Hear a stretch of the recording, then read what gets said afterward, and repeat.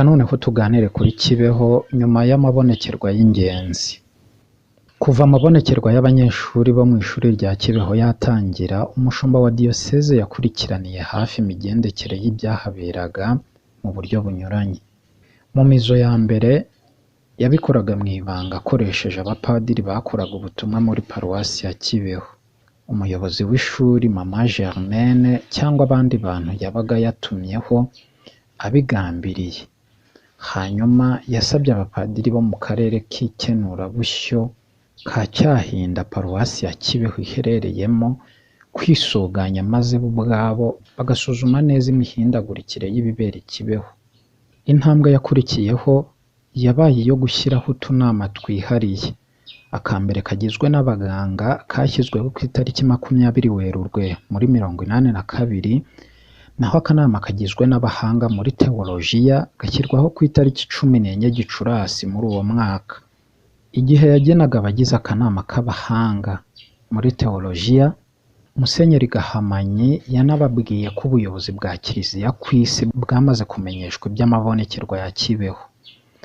Kugira ngo asesengure ukuri kw'ayo mabonekerwa, Musenyeri yahamagariye abagize utwo tunama yari amaze gushyiraho gukora uko bashoboye bagendeye ku byo bize, maze bagafasha umwepiskopi kuvumbura ukuri ku bibera i Kibeho no kugena imvugo yemewe ivuga ibya Kibeho igatangarizwa bose. Yanongeyeho ko kugena abagize utwo tunama ntawe rwose bitegeka kwemera ayo mabonekerwa, ahubwo ari ugushakisha ukuri kwayo. Akanama k'abaganga kari kagizwe n'abaganga 4 bayobowe na Dr Ntabomvura Venanti, umuhanga mu birebana n'indwara zo mu nda n'izo mu nkanka, akaba kandi yari n'umuyobozi wa Kaminuza y'u Rwanda yari i Butare. Abandi bari bagize ako kanama ni Dr Bonaventure Muremyangango, umuyobozi w'ibitaro Rukumbi mu Rwanda by'indwara zo mu mutwe biba i Ndera, akaba na mwarimu w'ubuvuzi muri Kaminuza y'u Rwanda i Butare. Dr Yohani Nepomuseni Nsengiyumva wari umuganga w'indwara zo mu nda ku bitaro bya Kaminuza ya Butare, akaba n'umwarimu muri iyo kaminuza, na Dr Siriro Mwigimba, muganga w'indwara zo mu nda, akaba n'umunyakinya mu bitaro bya Butare. Uko iminsi yagiye yicuma, hagiye habaho impinduka nke mu bagize ako kanama, kandi nabo igihe byabaga ngombwa bafashwaga ako kanya n'abandi bahanga. Akanama k'abahanga mu bya teolojiya kari kagizwe n'abantu 9 bayobowe na Padiri Frederico Rubwejanga, wari umwarimu wa teolojiya y'amahame mu iseminari nkuru ya Nyakibanda, waje no kuba umushumba wa diyoseze ya Kibungo. Abandi bari mu bagize ako kanama ni Padiri Blaise Florisien, wari igisonga cy'umushumba wa diyoseze ya Butare, akaba n'umwarimu wa teolojiya y'ibijyanye na roho mu iseminari nkuru ya Nyakibanda. Padiri Augustin Misago, umwarimu w'inyigisho z'abakurambere ba Kiliziya mu iseminari nkuru ya Nyakibanda, wanabaye nyuma umwepiskopi wa Gikongoro, akaba ari nawe wanditse iteka ryo muri 2001. Hari kandi Padiri Francisco Niyibizi, umuhanga muri Bibiliya, akaba n'umuyobozi wa seminari nkuru ya Nyakibanda. Hari Padiri Yosefu Niyomugabo, umunyamabanga w'umushumba wa diyoseze ya Butare. Padiri Frederico Plisari, umubenediktini wo muri monasteri ya Gihindamuyaga. Padiri Dionizi Sekamana, umuyobozi wa seminari ntoya ya Butare. Hari Padiri Francisco Saveri Semwa, Padiri wera, akaba n'umuyobozi wa Centre ya Gatigisimu ya Liturujia i Butare, na Padiri Yohani Bosco Yirirwa handi, wari padiri mukuru wa paruwasi ya Kibeho.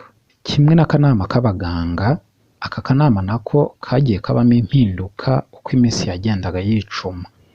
Nibura abantu 2 mu bagize buri kanama bagombaga kuba bahari bakasimburana igihe cya buri bonekerwa ryatangajwe, kugira ngo baze gukora inyandiko mvugo itagira icyo isiga inyuma. Buri kanama kakoraga ukwako, nubwo rimwe na rimwe umushumba wa diyoseze ya Butare yajyaga batumira mu nama bahuriyemo.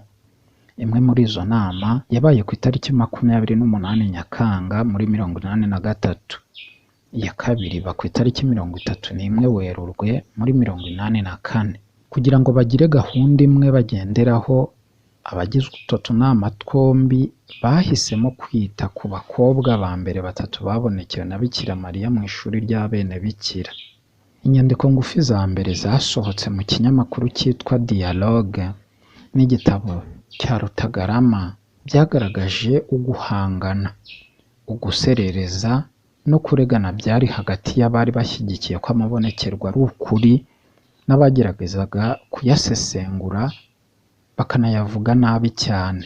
Dutanze nk'urugero, inyandiko ngufi yiswe Les Apparitions de Kibeho yasererezaga igitabo cya mbere cyanditswe ku bintu bidasanzwe byaberaga i Kibeho, yatumye uwacyanditse arakara cyane, maze mu icapwa ryaryo rya kabiri nawe yibasira ba Padiri Theonise Musa na Lamberti, maze abarega kurwanya ibibera i Kibeho ndetse no kugira ingengabitekerezo y'irondakoko. Yanageze aho asaba ubuyobozi bwa Kiliziya gutabara vuba bakirukana mu gihugu abo bamisiyoneri, ariko kubera ko icyifuzo cye kitakiriwe, umwanditsi w'icyo gitabo yagombye kugeza ikibazo cye ku mugaragaro kuri guverinoma y'u Rwanda. Yandikiye rero byeruye ibaruwa Musenyeri Vincent Nsengiyumva, Arkiyepiskopi wa Kigali, anagenera kopi Musenyeri Yozefu Ruzindana, perezida w'inama nkuru y'abepiskopi mu Rwanda, akaba n'umushumba wa diyosezi ya Byumba, na Musenyeri Yohani Batista Gahamanyi, umushumba wa diyosezi ya Butare, yinubira bikomeye abo bamisiyoneri 3. Igisubizo kuri iyo baruwa cyabaye ahubwo izindi baruwa noneho yandikiwe bose, yanditswe na Yakobo Runyuka na Maria Antoinette Semugeshi, maze baburanira abamisiyoneri bari basagarariwe banasuzuguwe. Bahereye kuri ibyo, abo banditsi batesheje agaciro amabonekerwa ya Kibeho, bemeza ko ari igikorwa cya shitani atari icya Bikira Mariya. Iyo ntambara y'amagambo yagaragazaga kutihanganirana mu by'ubwenge no mu by'iyobokamana. Yasubije irudubi ibintu byari bisanzwe bitoroshye mu madiyosezi ya Butare, bituma umurimo wa twa tunama twashyizweho urushaho gukomera. Ikindi kintu cyahungabanyije amateka ya Kibeho ni igitero cy'amabandi ku ishuri cyo mu ijoro ryo ku itariki 9 zishyira uwa 10 Nzeri muri 1984. Icyo gitero kigomba kuba cyaraturutse ku nkuru yavugaga ko hari amafaranga menshi cyane yakusanyijwe kugira ngo hubakwe ingoro no kugira ngo akoreshwe mu mirimo y'ishuri. Ayo mafaranga ni umuyobozi w'ikigo wari wayabikuje kuri banki mbere yo kujya mu Bubiligi, dore ko yari muri bake bashoboraga gutanga sheki za banki. Yari yabikuje kugira ngo imirimo y'ishuri izakomeze ku buryo bworoshye igihe adahari.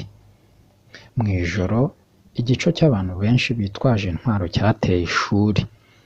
Bamaze gukomeretsa no kuboha abazamu, berekeje mu biro bya Mama Germaine, umuyobozi w'ikigo wari wamaze kugenda, akaba ariho hararaga Nataliya.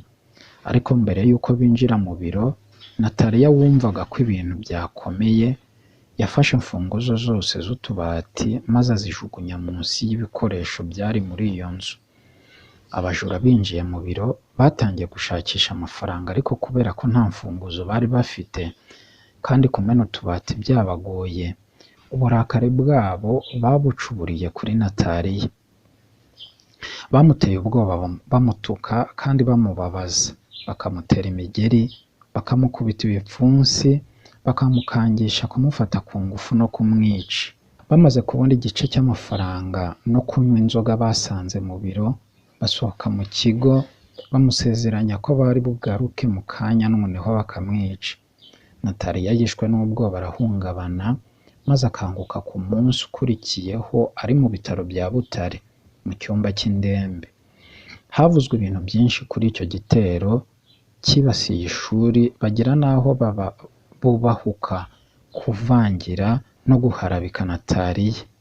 Ariko urebye igisobanuro gishoboka ni uko ari ubujura bwakozwe n'amabandi yari yamenye iby'amafaranga menshi yari ari ku ishuri.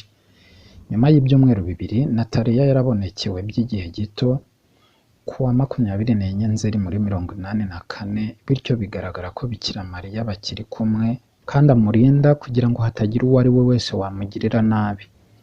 Amaze gushima cyane neza ya Bikira Mariya, Nataliya yahamagariwe kugeza ku mubyeyi Mariya imitima y'abantu benshi mu kwezi k'Ukwakira.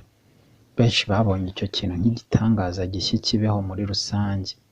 Tugiye noneho kuvuga ku mfu z'abantu bamwe na bamwe bafitanye isano n'amabonekerwa cyangwa se bafite aho bahuriye n'amabonekerwa ya Kibeho ubwayo.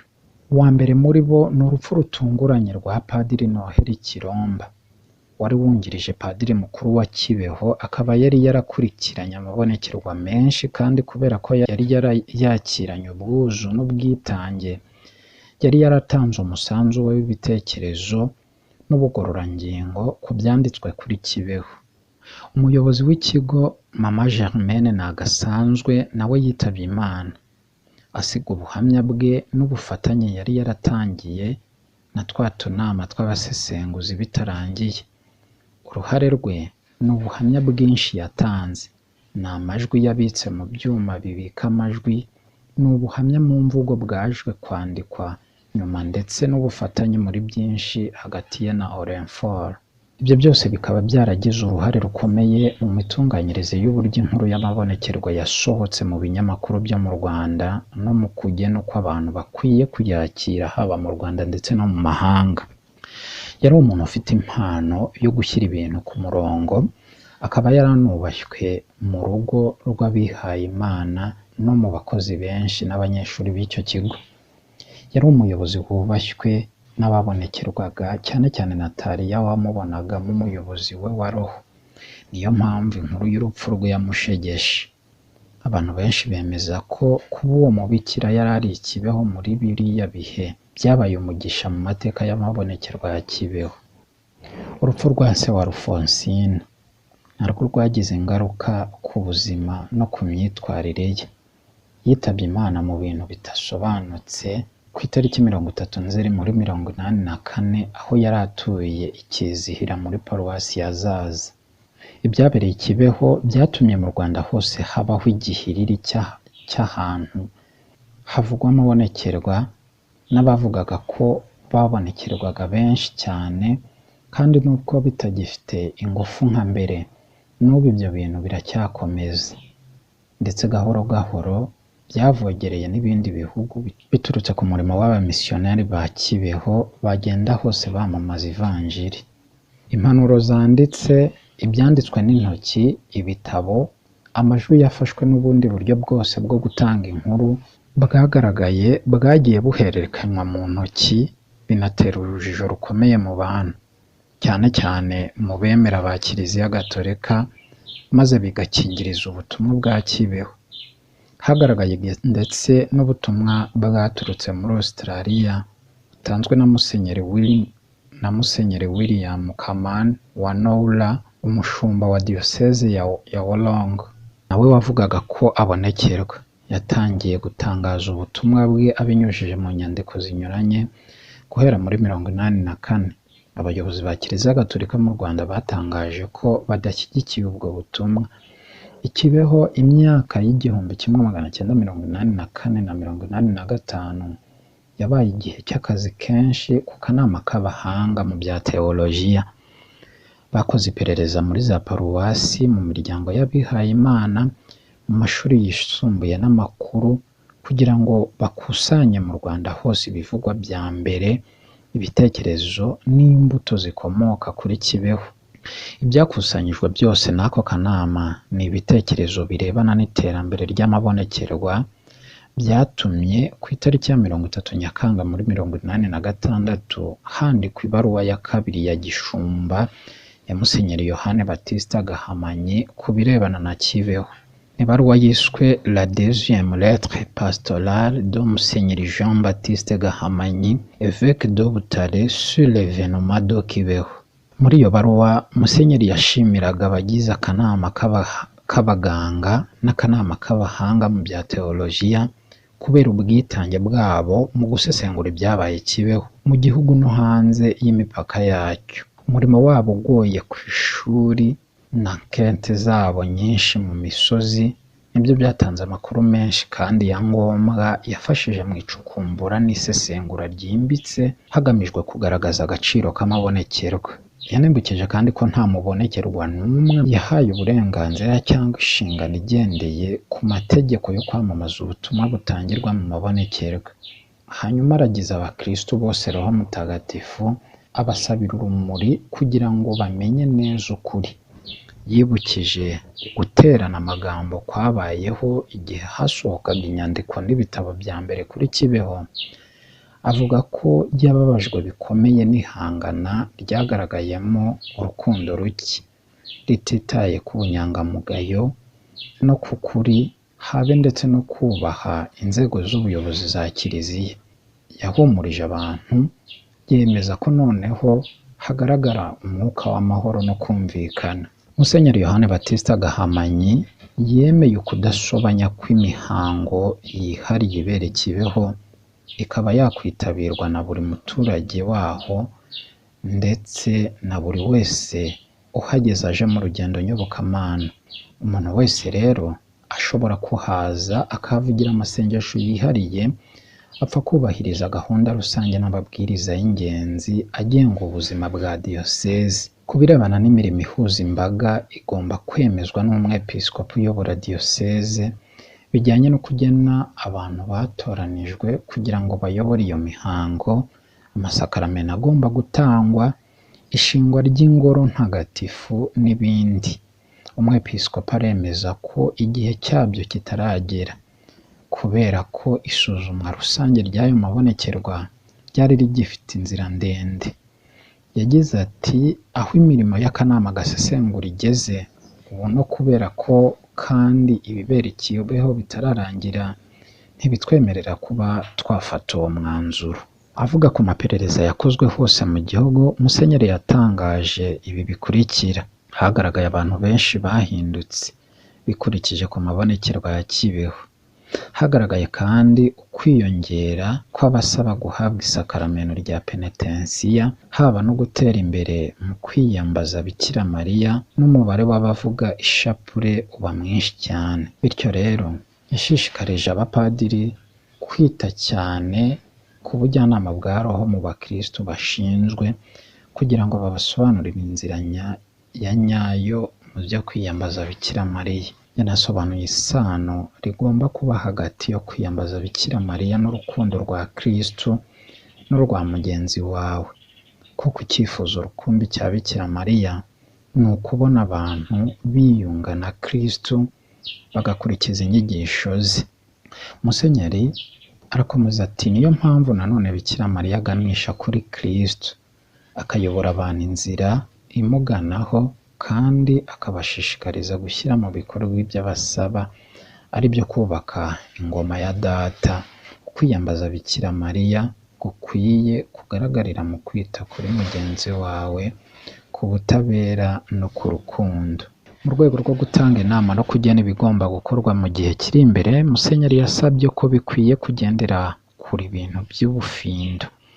Ahamya ko ahantu habera amabonekerwa atari indiri yo gukoresherezamo imbaraga ndengakamere ku bantu ku giti cyabo. Yasabye bose gucengera ubuzima bw'isengesho, kwicisha bugufi, kuzirikana ibyanditswe bitagatifu, kumvira ubuyobozi bwa Kiliziya, kugira ubukerebutsi n'ubushishozi.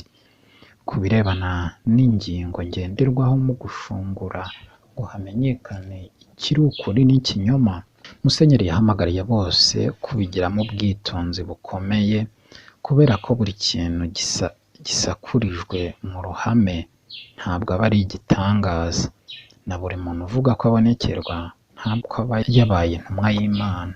Nta ntumwa ituruka ku Mana ishishikariza abantu gucumura, kandi intumwa zose ntizigeze zisobanya n'inyigisho za Kiliziya.